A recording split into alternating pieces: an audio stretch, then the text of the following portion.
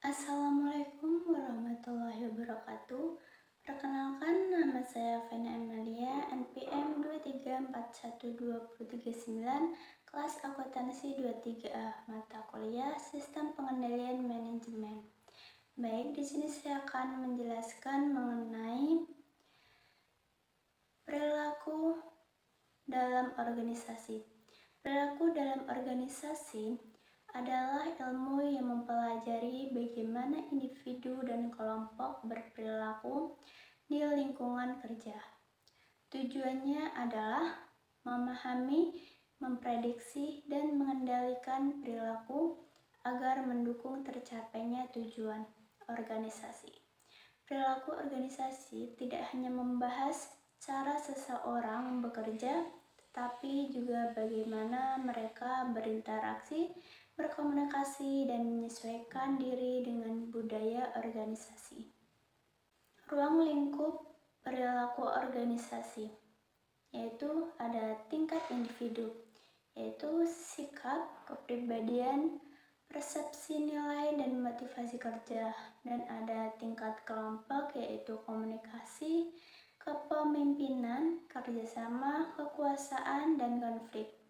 Dan ada juga tingkat organisasi, yaitu struktur organisasi, budaya, sistem penghargaan, serta proses perubahan organisasi. Ketiga tingkat ini saling berhubungan dan menentukan keberhasilan organisasi secara keseluruhan. Tujuan mempelajari perilaku organisasi, memahami dan mengarahkan perilaku manusia di tempat kerja, meningkatkan efektivitas kerja individu dan kelompok, mendorong komunikasi dan koordinasi yang baik, mengembangkan kepemimpinan yang efisien dan bijaksana, mengurangi konflik, meningkatkan motivasi kerja. Faktor yang mempengaruhi perilaku dalam organisasi. Perilaku seseorang dalam organisasi dipengaruhi oleh berbagai faktor, baik dari dalam diri individu maupun dari lingkungan tempat kerja.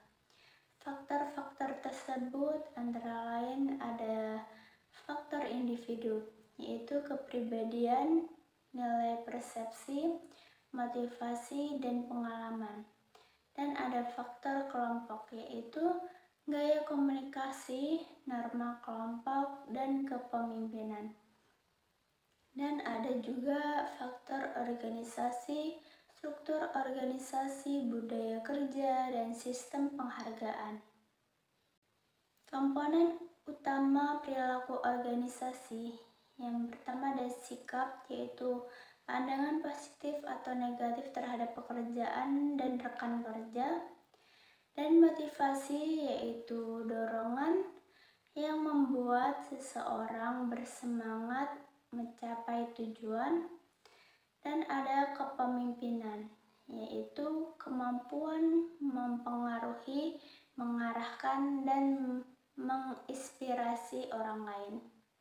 Komunikasi, yaitu proses menyampaikan ide dan informasi secara efektif. Dan ada kerjasama, yaitu kemampuan bekerja bersama secara harmonis. Dan ada juga kepuasan kerja, yaitu tingkat kenyamanan dan kebahagiaan terhadap pekerjaan. Model perilaku dalam organisasi. Dalam manajemen modern terdapat beberapa model perilaku yang dapat diterapkan. Yang pertama itu adalah model oktokrasi, yaitu pimpinan memegang kendali penuh dan bawahan harus patuh. Cocok untuk situasi darurat atau organisasi yang sangat terstruktur.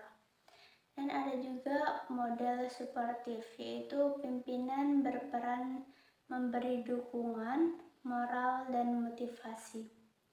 Ada juga model kolegial, yaitu hubungan antara pimpinan dan bawahan bersifat kerjasama sebagai rekan sejajar. Ada juga model sistem, yaitu menekankan partisipasi, tanggung jawab, dan kepercayaan antar anggota organisasi. Bentuk perilaku dalam organisasi. Ada perilaku produktif, yaitu disiplin, loyal, berorientasi hasil dan bekerja sama dengan baik. Perilaku tidak produktif, yaitu sering absen, malas, konflik, dan enggan menerima tanggung jawab. Ada juga perilaku inovatif, yaitu menciptakan ide baru dan solusi kreatif bagi perusahaan. Dan ada juga perilaku adaptif, yaitu mampu menyesuaikan diri terhadap perubahan dan situasi baru. Ada juga perilaku etis, yaitu mengedepankan kejujuran, tanggung jawab, dan nilai moral dalam bekerja. Pentingnya perilaku organisasi sangat penting karena menentukan keberhasilan manajemen dan kinerja perusahaan. Beberapa alasan utamanya adalah membentuk budaya kerja yang positif dan meningkatkan hubungan kerja antar pegawai dan meningkatkan motivasi, loyalitas, dan kepuasan kerja. Mendorong komunikasi yang terbuka dan efektif, membantu organisasi beradaptasi terhadap perubahan lingkungan. Setiap organisasi pasti ingin punya karyawan yang berperilaku positif. Caranya adalah dengan menciptakan lingkungan kerja yang adil dan suportif. Penghargaan, komunikasi terbuka, dan kepemimpinan yang empatik bisa membuat karyawan merasa dihargai.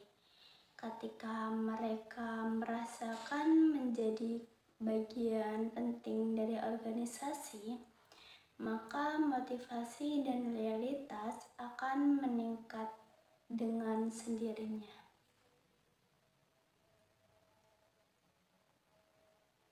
Motivasi kepemimpinan dan budaya kerja paling melengkapi satu sama lain. Pemimpin yang mampu memotivasi karyawan akan memperkuat budaya organisasi yang positif.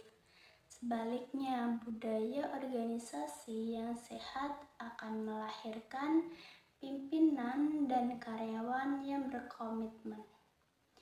Inilah kunci harmoni perilaku dalam organisasi.